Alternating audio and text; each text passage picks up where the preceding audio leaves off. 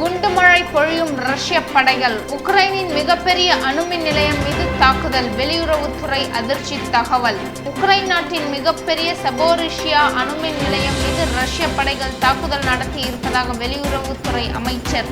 உக்ரைனில் உள்ள எனரோட்டர் பகுதியை கைப்பற்றும் முயற்சியில் ரஷ்ய படைகள் முயற்சி செய்து வருகின்றனர். இந்த இடத்தில்தான் உக்ரைனின் மிகப்பெரிய அணுமின் நிலையமான சபோரிஷியா அணுமின் நிலையம் உள்ளது.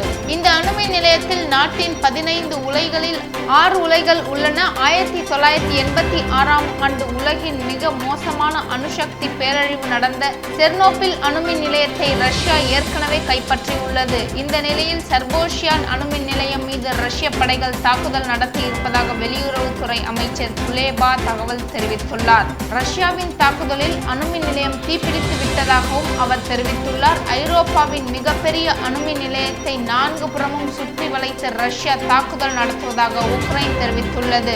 சபோரிஷியா அணுமின் நிலையம் வெடித்தால் அது செர்னோபியாவில் அணுமின் உலை பாதிப்பை 10 மடங்கை விட அதிக பாதிப்பை ஏற்படுத்தக்கூடியதாக இருக்கும் என்றும் வெளியுறவுத்துறை அமைச்சர் குலேபா எச்சரிக்கை விடுத்துள்ளார்.